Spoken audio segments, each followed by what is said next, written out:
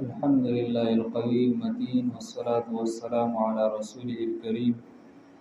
أما بعد فأعوذ بالله من الشيطان الرجيم. قل إن صلاتي ونسكي ومحياي ومماتي لله رب العالمين. حدیث کی راغلی رسول الله علیه الصلاة والسلام فرمای إن أعظم الأيام عند الله يوم النحر. ورځو کې د الله په نيز باندې بهترین ورځ او غوره ورځ هغه یوم النحر دا ورځ د حلالي. د قربانۍ متعلق بعضی احکام مونږه د جمعې په خطبه کې ذکر کړیو. اوس احکام ذکر کوو د الله په توفیق باندې او سبا ان شاء الله سبانی درس کې ذکر. حدیث کې راغلی رسول الله علیه الصلاة والسلام فرمای لا تذبحوا الا مسنه. تاسو ما حلالوي مگر مسنه حلالوي.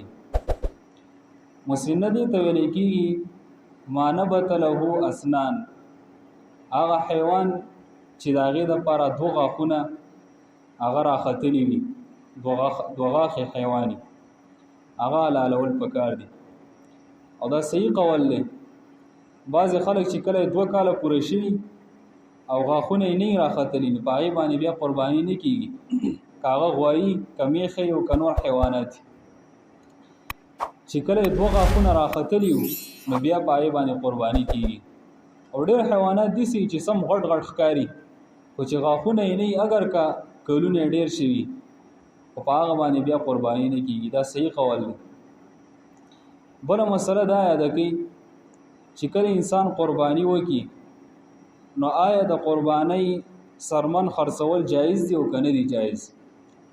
حدیث کې داسې راغلی رسول الله علیه الصلاة والسلام فرمای واستمتعوا بجلودها ولا تبيعوها.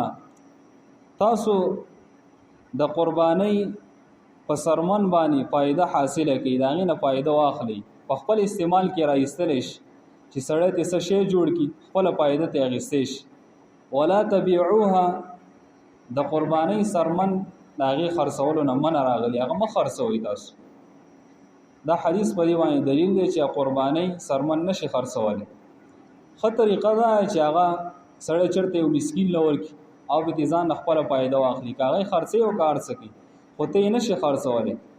بعضې خلک داسې چل وکړي چې خپله یې خرڅه کړي بیا د هغې پیسې مسکین له ورکړي. دا طریقه هم صحیح نه ده. دا حدیث په دې باندې دلیل دی چې ولا تبيعوها د قربانۍ سرمن مه خرڅوئ. او یو بل روایت کې داسې راغلی حدیث د ابي هريره رضی الله عنه کې چې من باع جلد اضحیته فلا اضحیة له. چا چې د قربانۍ سرمن خرڅه کړه د دې انسان قرباني هم نه کېږي.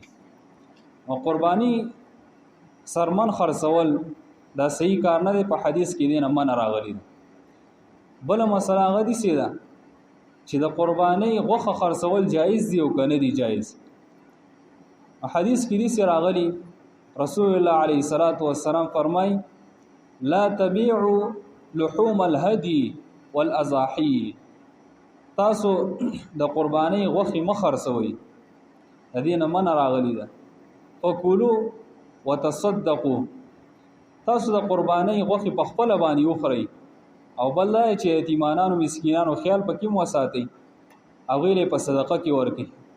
واستمتعوا بجلودها ولا تبيعوها.